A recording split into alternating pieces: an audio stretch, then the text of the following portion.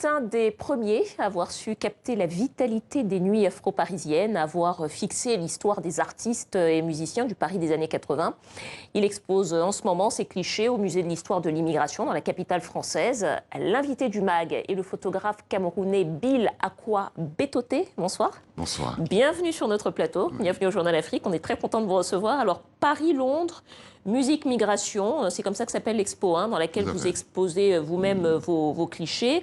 Elle couvre le début des années 60 à la fin des années 80. Si vous deviez décrire en un mot, l'atmosphère de ces années-là, quel mot vous choisiriez ?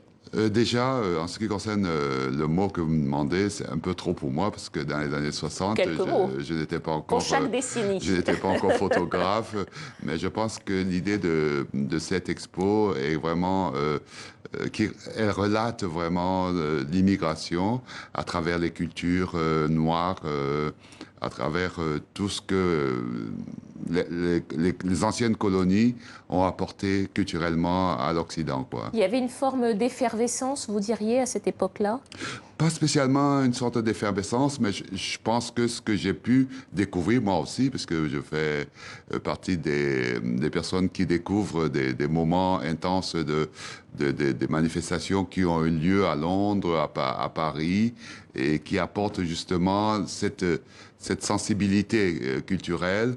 Ajouter à cela certaines revendications politiques, puisque c'était la période des indépendances, quoi. Justement, vous étiez un jeune photographe quand vous avez découvert un petit peu tout ce monde-là. Qu'est-ce qui vous a attiré ? Qu'est-ce qui vous a attiré Comment est-ce que le jeune homme que vous étiez a décidé de prendre des photos et d'en faire son principal sujet d'étude, finalement ? Oui, je pense qu'à un moment donné, dans les années fin 70-80, quand je me suis donné un peu le sentiment que je suis maintenant immigré en France. Et dans mon immigration, je viens du Cameroun, j'avais pas beaucoup de liens culturels avec les autres pays, tels que le Sénégal, tel que le Mali et tous ces pays-là. Et Paris, à ce moment-là, m'a ouvert les portes de l'Afrique culturelle. Enfin, je veux dire, j'ai eu l'occasion justement de rencontrer beaucoup d'artistes qui venaient... Alors, on a aperçu tout à l'heure Franco, l'artiste congolais Franco. On a aperçu aussi Fela, le Nigérian. Il y a eu, comme ça, voilà, on revoit Luambo Makiadi, Franco, au téléphone. C'était à Paris. Dans un studio à Bagnolet. À Bagnolet, dans un studio à Bagnolet. Et donc, vous avez pu rencontrer toutes ces personnes-là, tous ces monstres sacrés, finalement, de la musique africaine. Ils étaient tous à Paris. Paris était un peu une plaque tournante. Tout à fait. Je pense que l'histoire aussi de ces cultures issues des indépendances est liée aussi à un programme, je ne peux pas dire un programme, mais c'est-à-dire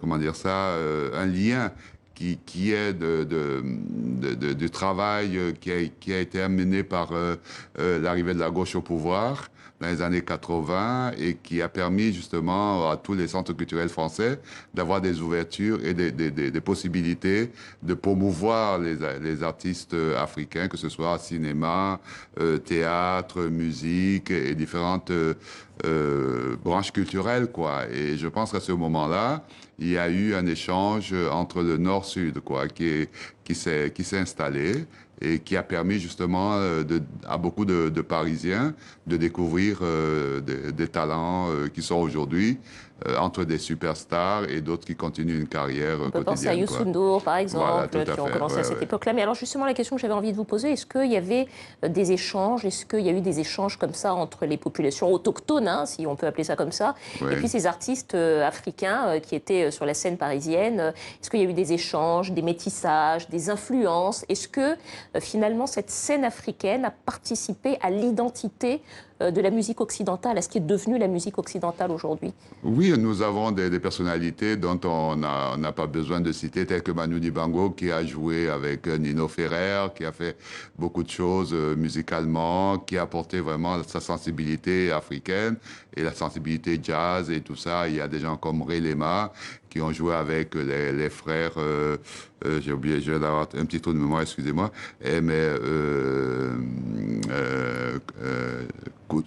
Couture, je viens d'avoir son nom. Charlélie Couture. Voilà, c'est ça. Et il y a eu à ce moment pas mal de fusions et je pense que ces artistes ont apporté Et d'ailleurs, les artistes français, beaucoup d'artistes français qui étaient engagés et qui ont compris pourquoi l'Afrique a besoin d'une place, pas simplement en tant que continent, mais une revendication culturelle qui n'était pas à la hauteur de ce que la France pouvait leur donner, quoi. Et donc, eux, ils se sont engagés politiquement. Et donc, Jacques Higelin, des gens comme ça, qui ont fait des plateaux avec des Maury Kanté, des Salif Keïta, à Bercy. Donc, il y a des moments comme ça de fusion qui se sont réalisés. C'est-à-dire que vous diriez que la connaissance et la reconnaissance du continent africain à cette époque-là est aussi passée, enfin, c'est aussi effectué grâce aux artistes et aux musiciens, en fait. Mais bien sûr, c'est des grands ambassadeurs. C'est des gens qui ont donné déjà culturellement ce qu'ils ont de plus cher, quoi, leur culture d'origine. Et en même temps aussi, ils ont pu mettre en valeur tout ce qu'ils ont par Tout leur rapport patrimoine. à ce qui est les cultures occidentales, quoi. Alors, peut-être une dernière question en quelques mots. Vous êtes en quelque sorte finalement un passeur, Oui. je ne sais pas, mais passeur, en tout cas un témoin d'une époque qui n'existe plus vraiment, qui n'est plus là. Peut-être une question, à votre avis, qu'est-ce que les capitales occidentales, Paris, Londres, puisque c'est les deux expos, enfin c'est les deux villes qui sont dans l'expo, auraient à apprendre de ces années-là, de ce qu'ont été de ces années-là? Qu'est-ce qu'on peut en retenir et qu'est-ce qu'on pourrait en garder finalement? L'avenir. Moi, je pense que ce qu'il faut regarder, c'est l'avenir, parce que ce qui a été fait, ce qui a été construit par tous ces artistes qui ont aujourd'hui, je pense que la relève est là. Et cette relève-là passe par pas mal de nouveaux artistes issus du continent africain, mais qui ont grandi ici.